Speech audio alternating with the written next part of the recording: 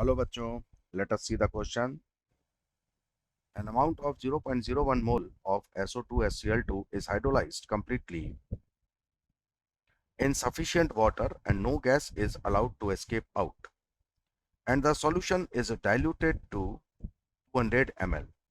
Which of the following statement is or are correct? कौन सा statement इनमें से correct है, ये आपसे पूछा जा रहा है. Okay. Now see, how many moles of SO2Cl2 are there? 0.01 mole. जब आप इसको वाटर से रिएक्ट कराते हैं तो क्या क्या घटनाएं घटती हैं? H2SO4 बनता है और HCl बनता है. So 1 mole of SO2Cl2 yields 1 mole of H2SO4 and 2 moles of HCl. So 0.01 moles of SO2Cl2 yields 0.01 moles of H2SO4 and 0.02 moles of HCl.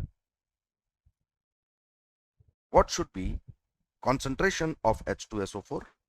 H2SO4 की मोलैरिटी क्या होनी चाहिए?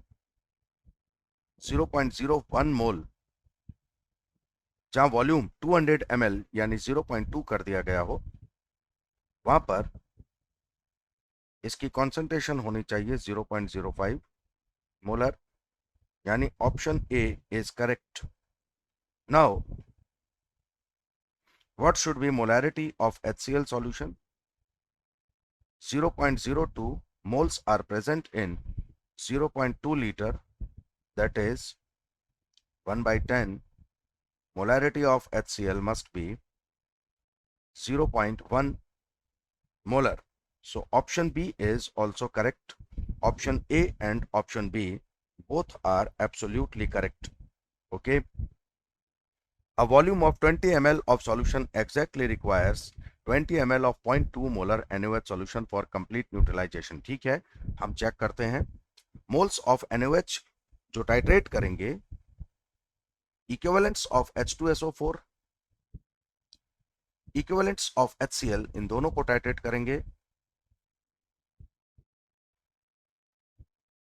इक्विवेलेंट्स ऑफ H2SO4 कैसे निकाला जाए? मोलैरिटी H2SO4 की हमारे पास है 0.05 इंटू 2, इसका वैलेंसी फैक्टर. जो वॉल्यूम यूज कर रहे हैं वो है 20 मिलीलीटर्स. मिलीलीटर्स में ही लेते हैं हम, मिलीमोल्स में ले लेते हैं.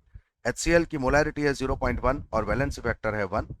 इसका वॉल्यूम भी वही है जो H2SO4 सॉल्यूशन का है, दोनों एक ही सॉल्यूशन का पार्ट है. NaOH सॉल्यूशन जो आप यूज कर रहे हैं उसकी मोलैरिटी है 0.2, वैलेंसी फैक्टर है 1. इसका क्या वॉल्यूम यूज होना चाहिए ये हम चेक करते हैं.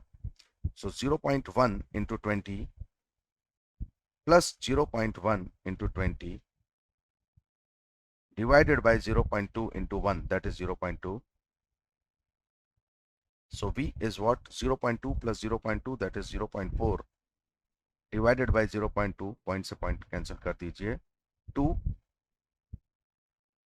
This is the answer. Point. This is, it must not be 0.4, it should be 4, removing 20 milliliter. So option C is also coming out to be exactly correct. Option C भी बिल्कुल ठीक है. NaOH का जो volume use हो रहा है वो भी 20 milliliter ही है.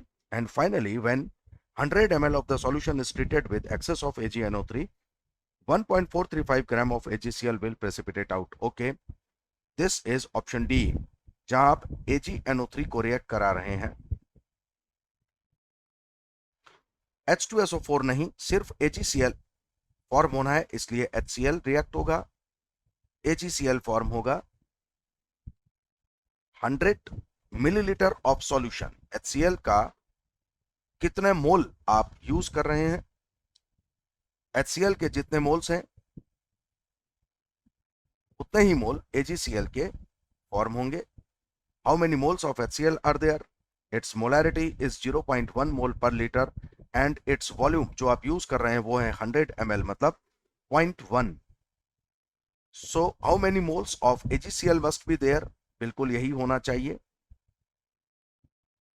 इसका मतलब 0.01 मोल AgCl precipitate होगा.